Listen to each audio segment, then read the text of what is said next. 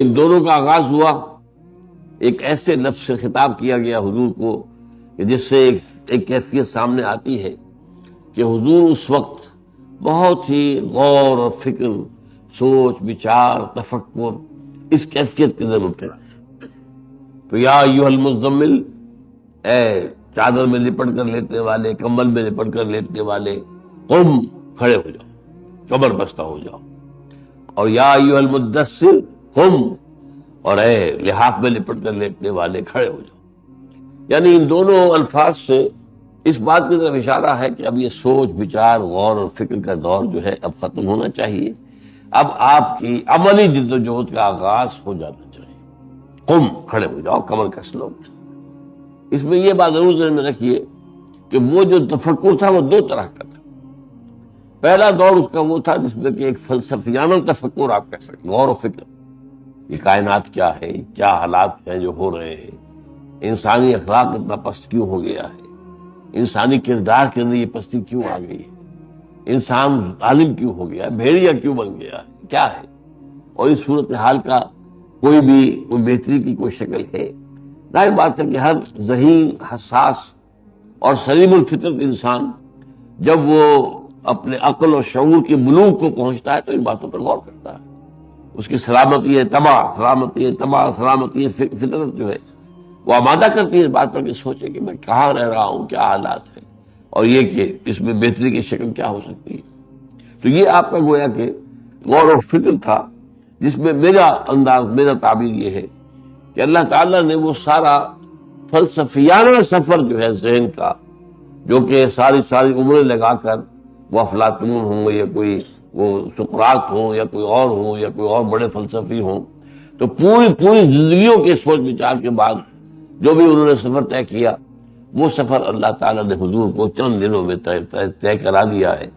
وہ جو غار حرا کی تنہائیوں میں غور و فکر تھا، جس کے بارے میں حدیث کے الفاظ تو یہ ہے کہ وہاں آپ جا کر عبادت کرتے تھے، لیکن میں بتا چکا ہوں آپ کو کہ شارحین حدیث کا کہنا یہ ہے، کانا صفت و تفکر ہی کہن سے ہی تعبد ہی فی غار حرا التفکر والاعتبار۔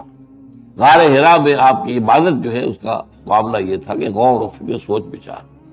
تو پہلا مرحلہ فلسفیانہ، اور دوسرا یہ کہ یہ جو مجھ پر ایک کیفیت پیدا ہوئی ہے، اب جو ایک نیا دور میری زندگی کا شروع ہو گیا ہے، اور یہ جو اب عالم ملکوت سے واسطہ پڑا ہے، اب پہلی مرتبہ جو ہے جبرائیل سے ملاقات ہو چکی ہے، اب اس کے اندر ظاہر بات ہے کہ آپ پر ایک تشویش کی کیفیت بھی تھی، وہ بھی میں تفصیل سے عرض کر چکا ہوں۔ جب پہلی وحی کے بعد آپ گھر آئے تھے تو آپ نے اپنی اہلیہ محترمہ حضرت خدیجہ الکبریٰ رضی اللہ تعالیٰ عنہا سے فرمایا تھا، زملونی زملونی، مجھے کمبل اڑا دو۔ یہی مزمل کا لفظ جو آیا اس میں، زملونی، یہ لفظ اس کے اندر، مجھے کمبل اڑا دو، کمبل اڑا دو، اخاف علی نفسی، مجھے تو اپنی جو ہے جان کا خطرہ ہو گیا ہے کہ یہ کیا میرے ساتھ معاملہ ہو رہا ہے۔ تو یہ ایک اور تشویش تھی کہ جو اس کیفیت کے جس میں کہ آپ مبتلا رہے ہیں۔ اس میں یہ کہ بعد میں سورہ مدثر کی جو شان نزول ہے، اس کے بارے میں بعد میں عرض کروں گا کہ اس کا ایک جواب وہاں ہمیں ملتا ہے۔ بہرحال اس کے بعد جو ہے قم، کھڑے ہو جاؤ۔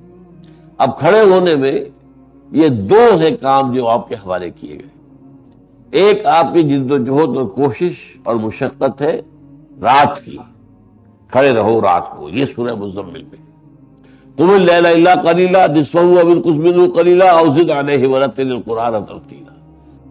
کھڑے رہا کرو رات کو سوائے تھوڑے سے حصے کے، نصف شب یا اس میں سے کچھ کم کر لو تو ایک تہائی رہ جائے گی، اور کچھ بڑھاؤ بلکہ دو سے، نصف سے، تو وہ دو تہائی ہو جائے گی۔ بار اس کے اوپر تفصیل سے آ چکا ہے کہ اس کا مقصد کیا ہے، کیوں ہے۔ انا سنلقی علیک قولا ثقیلا، ایک بڑی بھاری ذمہ داری جو آپ پر آنے والی ہے۔ اگرچہ آپ اخلاق فاضلہ کی انتہائی بلندیوں پر پہلے سے فائز ہیں، اگرچہ آپ انسانیت کی جو ہے معراج اس پر تو پہنچے ہوئے، لیکن اس مقصد کے لیے، اس مشن کے لیے، کار نبوت اور کار رسالت کی ادائیگی کے لیے، ان کی ذمہ داریوں کو ادا کرنے کے لیے جو اور قوت چاہیے، اضافی قوت چاہیے، اس کے لیے ضروری ہے کہ آپ اس شخص بشقل سے گزریں، اور اس کو ہم پڑھ چکے ہیں تفصیل سے۔ پھر اس کے بارے میں اور دوسرے مضامین بھی جو آئے ہیں وہ بھی ہم پڑھ چکے ہیں۔ اب اس کے بعد آ رہی ہے یہ دوسرا رکوع جو ہے اس سورہ مبارکہ کا، یہ تعداد کے اعتبار سے شمار کیا جاتا ہے کہ یہ ایک ہی آیت ہے، اور اس کے زمانے نزول کے بارے میں بڑا شدید اختلاف، اتنا اختلاف جو ہے کسی اور آیت کے بارے میں نہیں ہے۔ تو ایک زمانے میں نے یہ آج سے کم 40-45 سال پہلے پرانے کی بات ہے کہ میں نے اس میں بڑی ریسرچ کی تھی، بہت محنت کی تھی، بہت جد و جہد کر کے، اور مجھے اس مسئلے کا حل ملا تھا جس کی طرح میرا اپنا ذہن تھا، لیکن اس کی تائید مجھے ملی۔ الاتقان فی علوم القرآن ایک کتاب ہے علامہ جلال الدین سیوطی رحمۃ اللہ علیہ کی، وہ ایک طرح کا انسائکلوپیڈیا ہے۔ لیکن پہلے یہ کہ اس آیت کا آپ ترجمہ آپ کر لیں۔ ان ربک یعلم انک تقوم ادنی من ثلثی اللیل ونصفہ وثلثہ وطائفۃ من الذین معک، اے محمد، اے نبی صلی اللہ علیہ وسلم، آپ کے رب کو خوب معلوم ہے کہ آپ کھڑے رہتے ہیں 2/3 رات کے قریب، یا آدھی رات، یا تہائی رات، اور نہ صرف آپ کھڑے رہتے ہیں، وطائفۃ من الذین معک، جو آپ کے ساتھی ہیں، جو آپ پر ایمان لائے ہیں، یہ جو آپ کے صحابہ ہیں، ان کی بھی ایک جماعت آپ کے ساتھ کھڑی رہتی ہے۔ اب یہاں پہلی بات کو نوٹ کیجئے کہ اگرچہ جو حکم دیا گیا تھا وہ صرف حضور کے لیے تھا، واحد کے صیغے میں تھا، جمع کے صیغے میں نہیں تھا۔ یا ایھا الذین آمنوا کا خطاب ابھی نہیں آیا تھا۔ یا ایھا المزمل، ایک فرد، ایک شخص، یا ایھا المزمل قم اللیل الا قلیلا۔ لیکن ابتدا ہی سے یہ بات گویا کہ معلوم تھی لوگوں کو کہ جو حکم حضور کے لیے آیا ہے وہ امت کے لیے بھی ہے، ظاہر بات ہے، الا یہ کہ کہیں وضاحت کر دی جائے کہ یہ صرف آپ کے لیے ہے، دوسروں کے لیے نہیں ہے۔ ورنہ جو حکم رسول کے لیے آیا وہی رسول امتی کے لیے، حکم وہی ہے۔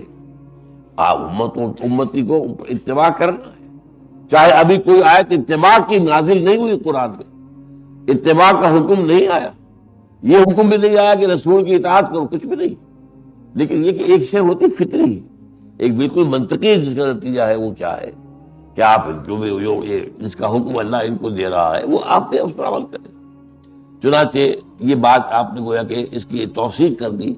ایک تو توثیق یہ ہو گئی کہ وہ جو میں نے تو مفہوم بیان کیا تھا، قم اللیل الا قلیلا نصفہ او انقص منہ قلیلا او زد علیہ ورتل القرآن ترتیلا، وہاں ثلث کا ذکر نہیں تھا، آدھی رات یا اس سے کچھ کم، جس کے معنی یہ میں نے نکالے کہ اس کو کہ ثلث رہ جائے گا، تہائی، یا اس سے بھی زیادہ کرو تو 2/3۔ اس کی وضاحت بھی ہو گئی، توثیق ہو گئی۔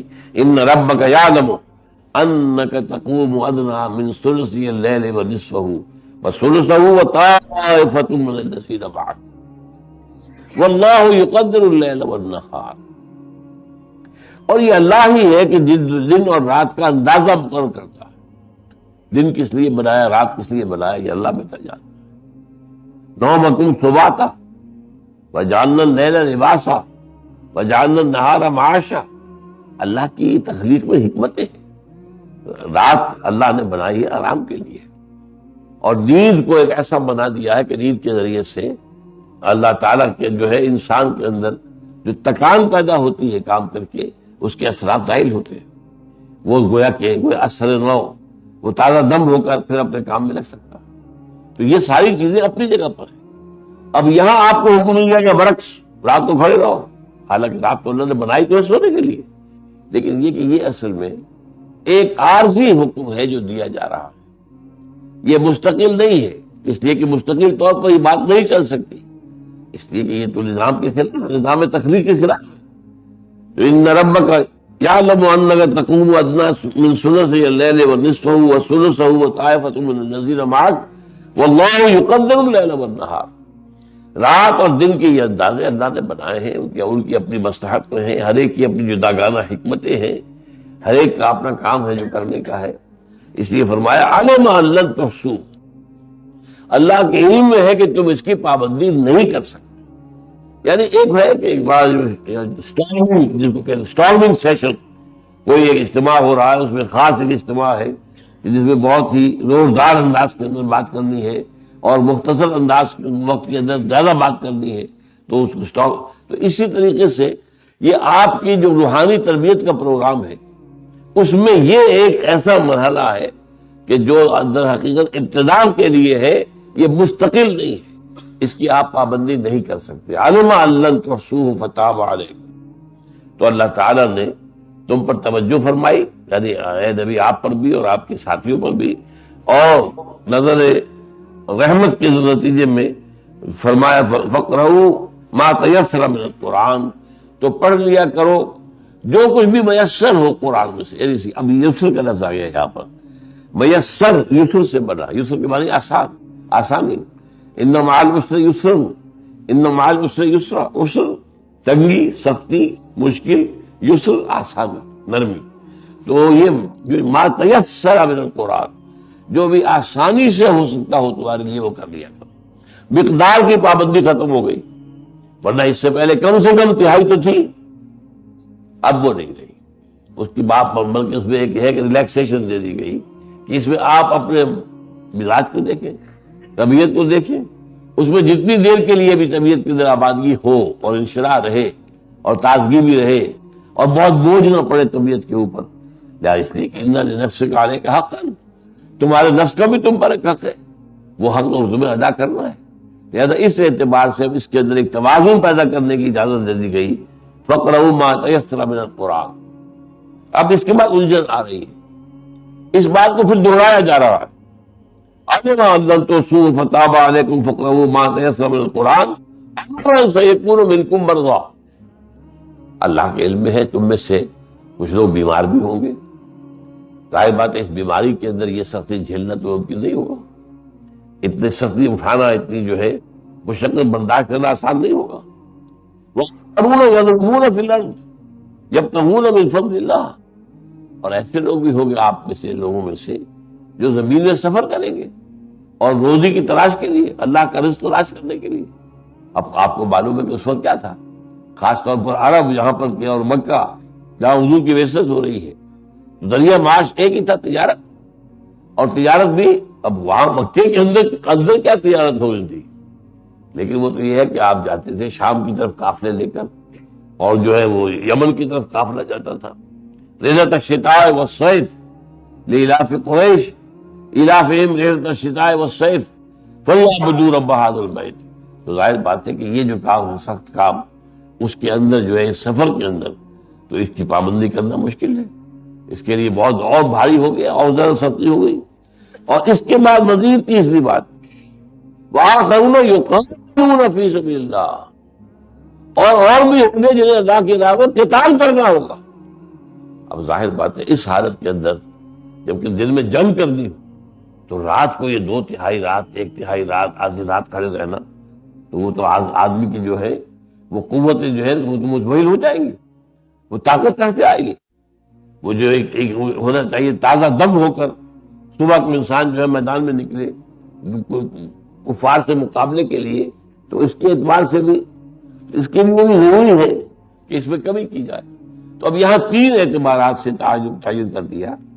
علم ان سیکون منکم مرضی، تم میں سے اللہ کے علم میں ہے کوئی بیمار بھی ہوں گے.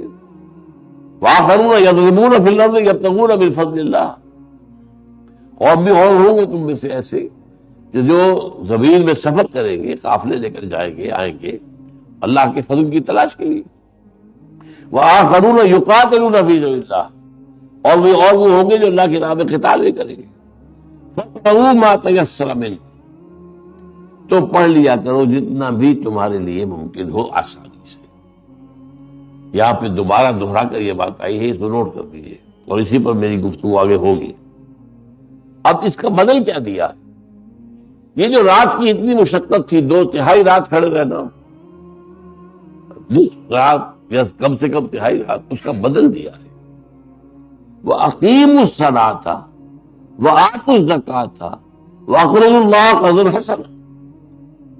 نماز قائم رکھو. اب نماز پنجگانہ کا معاملہ ہے، کیونکہ پہلے جو حکم دیا گیا تھا صرف رات کی نماز تھی، رات میں کھڑا رہنا، ابھی کسی اور نماز کا تذکرہ نہیں تھا. لیکن اقامت الصلاۃ کب ہوئی ہے؟ جب نماز پنجگانہ کا حکم. 5 نمازیں تو جو وہ ہے فرض ہیں، اور باقی آپ کو معلوم ہے 3 نمازیں اور ہیں یہ جو نفل کہلاتی ہیں، کہ جن کو فرض نہیں کیا گیا ہے. اور یہ ہے وہ اشراق بھی ہے، تہجد بھی ہے، اور اوابین ہے. یہ نمازیں ہیں 3 اور. اس حوالے سے لیکن یہ کہ وَأَقِیمُوا الصَّلَاةَ وَآتُوا الزَّکَاةَ، اور زکوٰۃ ادا کرو. یہ جو نظام اب بنا دیا گیا ہے، اس نظام کے ذریعے سے وہی مقصد پورا ہو سکے گا جو قیام اللیل کے ذریعے سے ابتدا میں تم پر فرض کیا گیا. وَمَا تُقَدِّمُوا لِأَنفُسِكُم مِّن خَيْرٍ وَأَقْرِضُوا اللَّهَ قَرْضًا حَسَنًا، اللہ تعالیٰ کو اچھا قرض دیتے رہو، یعنی اپنے مال میں سے خرچ کرو اللہ کے دین کی تبلیغ کے لیے، دعوت کے لیے، یا تالیف قلب کے لیے. کسی شخص کا جو ہے آپ اس کی دلجوئی کرنے کے لیے اس پر مال خرچ کرتے ہیں تاکہ وہ بھی سمجھے کہ بھئی یہ شخص جو ہے میرا ہمدرد ہے، تو جو مجھے جس بات کی دعوت دے رہا ہے مجھے اس پر بھی غور کرنا چاہیے. تالیف قلب مؤلفۃ قلوبہم، یہ زکوٰۃ کے جو ہے 8 بندے ان میں سے بھی ایک ہے. تو فرمایا گیا اقرضوا اللہ قرضا حسنا، اللہ کو قرض حسنا دو. اللہ کا قرض حسنا کیا ہے؟ عجیب ہے.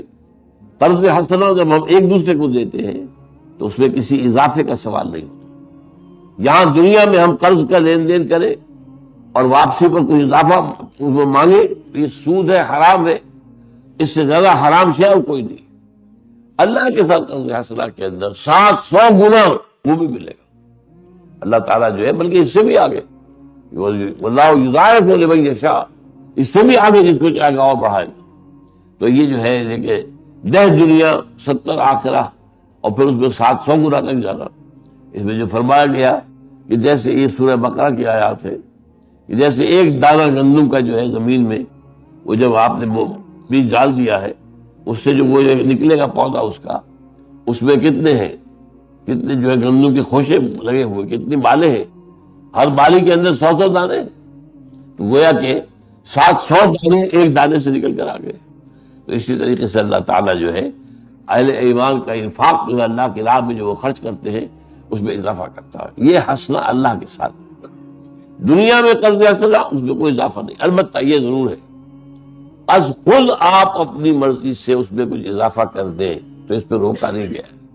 یہ حضور سے ثابت ہے کہ حضور نے قرض لیا کسی سے، جب واپسی کا وقت آیا تو آپ نے کچھ اضافہ کر دیا. لیکن یہ کہ یہ چیز اگر طے ہو اور یہ لین دین کا ایک بنیاد بن جائے وہ حرام مطلق. البتہ یہ کہ بغیر کسی طے کیے کہ بغیر کسی شرط کے طور پر اس کو اختیار کرنے کی اگر کوئی اضافہ کر دیا جائے تو اس میں کوئی وہ جو ہے ممانعت نہیں. وَمَا تُقَدِّمُوا لِأَنفُسِكُم مِّن خَيْرٍ تَجِدُوهُ عِندَ اللَّهِ، اور جو کچھ بھی تم آگے بھیجو گے اپنے لیے خیر میں سے اسے پاؤ گے اللہ کے پاس. پیسہ خرچ کرتے ہو تو کہیں ضائع نہیں ہوگا، موجود ہوگا. وہ جو اللہ تعالیٰ کا ڈیوائن بینک ہے، imperial bank of this universe, اللہ تعالیٰ کے پاس ایک بینک ہے، جمع ہوتا ہے، اس میں اضافہ ہو رہا ہے، وہ بڑھ رہا ہے. وہ ایک دانے سے 700 دانے بڑھ رہے ہیں تو وہ جو ہے وہ بڑھے گا تو اسے اپنے رب کے پاس موجود پاؤ گے. ہوا خیر وعظم اجرا، اس حال میں کہ وہ بہت بہتر حالت میں ہوگا. حدیث میں آتا ہے کہ بعض اوقات ایک انسان سوچے گا اے اللہ میری تو نیکیاں اتنی نہیں تھی کہ جن کو مجھے یہاں مل رہا ہے. فرمایا تمہارا ہر نیکی جو ہے تمہاری اس نے ایک درخت کی شکل اختیار کی ہے جنت کے اندر اور اس سے جو ہے پھیلا ہے. جتنا بھی اس کے اندر اضافہ ہوا ہے وہ اسی کا نتیجہ ہے. تو اس حوالے سے اس کو تم دیکھو گے جو کچھ تم نے خرچ کیا تھا اللہ کی راہ میں کہ وہ بہت بہتر حالت میں ہوگا جو تمہیں ملے گا، اور اعظم اجرا، اور اجر کے اعتبار سے بہت بڑا. واستغفر اللہ، اور اللہ تعالیٰ سے استغفار کیا کرو، اپنے گناہوں کی معافی مانگتے رہا کرو، اللہ تعالیٰ سے کی مغفرت طلب کرتے رہا کرو. ان اللہ غفور رحیم، یقین اللہ تعالیٰ غفور اور رحیم ہے. یہ تو میں نے آپ کے سامنے اس آیت کی کا جو ہے ترجمہ بھی کر دیا اور کوئی مفہوم بھی اب آپ کے سامنے آ گیا. اب یہاں مسئلہ پیدا ہوتا ہے کہ جب میں نے یہ آج سے 35-40 سال پرانی بات کر رہا ہوں، اس وقت میں نے یہ دیکھا کہ بڑی متضاد روایات ہیں. حضرت عائشہ صدیقہ رضی اللہ تعالی عنہا سے 3 روایتیں 8 مہینے بعد یا 1 سال بعد، اور ایک اور روایت میں شاید 16 مہینے بعد یہ آیت نازل ہوئی ہے، اور آیت کو ایک ہی شمار کیا گیا. یہ پورا رکوع ایک رکوع ہے لیکن ایک ہی آیت. پھر ایک روایت ملی نہیں یہ 10 سال بعد نازل ہوئی. اتنا فصل روایتوں کے اندر اس قدر فاصلہ کیوں ہے؟ کس وجہ سے؟ یہ مسئلہ تھا. ظاہر بات ہے کہ جب کوئی مسئلہ سامنے آتا ہے پھر آدمی دیکھ بھال کرتا ہے، مطالعہ کرتا ہے. میں نے بہت ادھر ادھر دیکھا، بہت سی آراء دیکھی، تفاسیر دیکھی، مجھے کہیں حل نہیں ملا. میرا جو اصول تھا، یہ اللہ کا شکر ہے کہ شروع سے اللہ تعالیٰ نے جو ذہن مجھے عطا کیا ہے وہ منطقی ہے. جیسے کہ قرآن مجید میں جو روزے کے احکام والی آیات ہیں ان میں بھی ایک بات کی وجہ سے یہ ممکن نہیں ہے کہ وہ جو حکم جو ہے ایک دفعہ آ رہا ہے یہ یا مسلمانوں تم پر روزے فرض کیے گئے جیسے کہ تم سے پہلے لوگوں پر فرض کیے گئے تھے تاکہ تمہیں تقویٰ ہو. گنتی کے چند دن ہیں، ان میں بھی یہ رعایت ہے کہ اگر تم روزہ نہ رکھو تو ایک آدمی کو کھانا کھلا دو. تھوڑی دیر کے بعد پھر آیت آتی ہے اے مسلمانوں تم پر روزے فرض کر دیے گئے ہیں رمضان مبارک کے، تمہیں روزے رکھنے ہیں. اب یہاں یہ ہے کہ وہ رعایت ختم ہو گئی. ایک رعایت باقی رکھی، بیمار ہو یا سفر پر ہو تو قضا کر سکتے ہو، بعد میں پوری کر لو. وہ روایت تو پہلی بھی تھی اب بھی ہے، لیکن یہ رعایت کہ اگر نہ رکھو تو ایک آدمی کو کھانا کھلا دو، ایک مسکین کو، یہ ختم ہو گئی. یہ ایک وقت میں کیسے ہو سکتی ہیں یہ باتیں؟ اور میں حیران تھا. لوگوں نے ایک ہی وقت کی اتری ہوئی آیات کے اعتبار سے ہمارے سارے مفسرین، خاص طور پر جدید جو ہے ہمارے اس دور کے ہیں، اردو میں جتنی ہوئی تفسیریں لکھی گئی سب کے سب اسی پر. میں کہتا نہیں ممکن ہی نہیں. اور مجھے پھر خوش قسمتی ہے کہ ایک مضمون ماہنامہ زندگی چھپتا تھا رامپور انڈیا سے، سید عروج احمد قادری اس کے ایڈیٹر تھے. انہوں نے اداریے میں لکھا اور تنقیدی بلکہ کسی درجے استہزائی انداز میں لکھا یہ مولانا انور شاہ کشمیری رحمۃ اللہ علیہ کو کیا ہو گیا.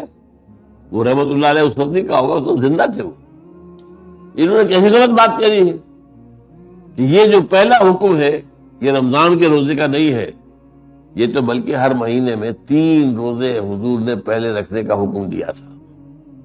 اور یہ فرض علی العین نہیں تھا بلکہ وجوب علی التخییر، یعنی ایک آپ کو اختیار بھی دے دیا گیا ہے کہ چاہے تو روزہ رکھے نہ رکھے تو ایک مسکین کو کھانا کھلا دے. یہ رمضان کے روزے کی بات نہیں ہے، اور یہ بات بھی صحیح ہے. ایام معدودات، گنتی کے چند دن، عربی قواعد کی روح سے بھی یہ 9 سے زیادہ دن نہیں ہو سکتے. اسے کہتے ہیں جمع تصغیر، تو یہ جو ہے 9 سے زیادہ نہیں ہو سکتے. اور یہ رمضان کے تو 29 ہوں گے یا 30 ہوں گے. اس اعتبار سے میں آڑا ہوا تھا اس پر کہ نہیں یہ معلوم ہوتا ہے کہ یہ پہلا حکم جو ہے یہ ان 3 روزوں کا حکم ہے اور دوسرا حکم وہ ہے جو رمضان کا حکم ہے، اس میں آ کر وہ رعایت ختم کر دیجیے. لیکن یہ کہ ظاہر بات ہے کہ میری وہ حیثیت تو نہیں تھی کہ میں اس کو اپنے پورے اعتماد کے ساتھ بیان کر سکتا. مجھے جب یہ معلوم ہوا کہ یہ رائے ہے سید انور شاہ کاشمیری رحمۃ اللہ علیہ، انہیں بیہقی وقت بھی کہا گیا، بہت بڑے محدث، بہت بڑے فقیہ سید انور شاہ کاشمیری رحمۃ اللہ علیہ. ان سے بہت اپنی آخری زندگی کے ایام میں علامہ اقبال بہت خط و کتابت کرتے رہے اور خوشامد کے انداز میں بھی کہا کہ آپ خدا کے لیے، کیونکہ وہ دیوبند چھوڑ کر جا رہے تھے، وہ گجرات کی طرف ایک مدرسہ قائم ہو رہا تھا، وہاں جا رہے تھے. تو علامہ نے کہا تھا کہ آپ یہاں آ جائیں، میرے پاس آ جائیں، لاہور میں رہے. اس لیے کہ فقہ ہماری جو پرانی ہے اس کے آپ میرے نزدیک اس وقت سب سے بڑے عالم ہیں ہندوستان میں. اور جدید اصول جو ہے قانون سازی کے، وہ میں پڑھ کر آیا ہوں. میں نے پی ایچ ڈی کی ہے، بیرسٹریٹ لا کیا ہے.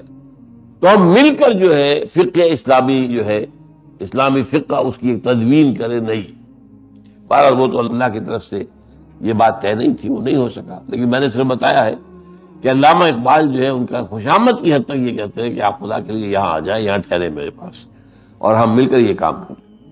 جب ان کی یہ رائے آئی تو پھر میرا پورے اعتماد کے ساتھ مجھے وہ بات کہنی شروع کر دی. یہی مسئلہ یہاں تھا. یہاں جیسا کہ میں نے کیا کہ میں نے انتہائی کھود پورے سے کام دیا، لیکن مجھے کہیں نہیں ملا تو کہاں ملا؟ الاتقان فی علوم القرآن.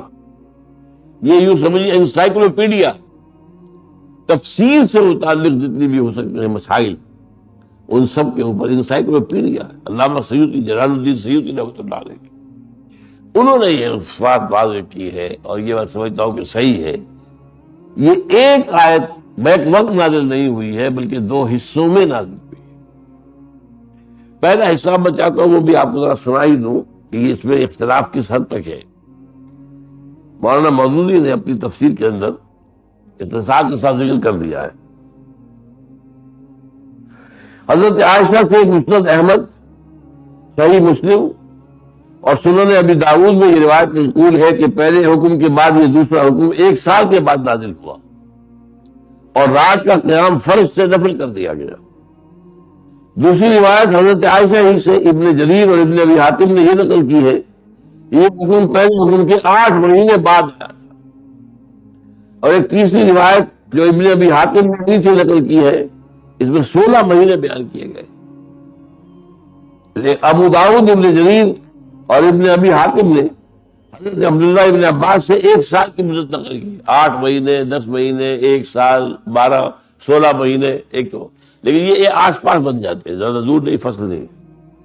لیکن حضرت سعید ابن جبیر رضی اللہ تعالیٰ عنہ کا بیان ہے کہ اس کا نزول 10 سال بعد ہوا ہے۔ ابن جریر، ابن ابی حاتم، ہمارے نزدیک یہی قول زیادہ صحیح ہے، مولانا مودودی نے اس کو زیادہ صحیح قرار دیا ہے، وہی ان سے اختلاف ہے۔ میرے نزدیک بات وہ ہے جو کہ کہی ہے علامہ سیوطی نے الاتقان، کہ اس آیت کا پہلا حصہ جو ہے ان ربک یعلم انک تقوم ادنی من ثلثی اللیل ونصفہ وثلثہ وطائفۃ من الذین معک واللہ یقدر اللیل والنہار علم ان لم تحصوه فتاب علیکم فاقرؤوا ما تیسر من القرآن۔ یہ تو گویا کہ 1 سال کے لگ بھگ کے بعد نازل ہو گئی ہے، تاکہ وہ جو سختی تھی 2/3 شب، کم سے کم 1/3 شب کھڑے رہو، وہ بات ختم ہو گئی۔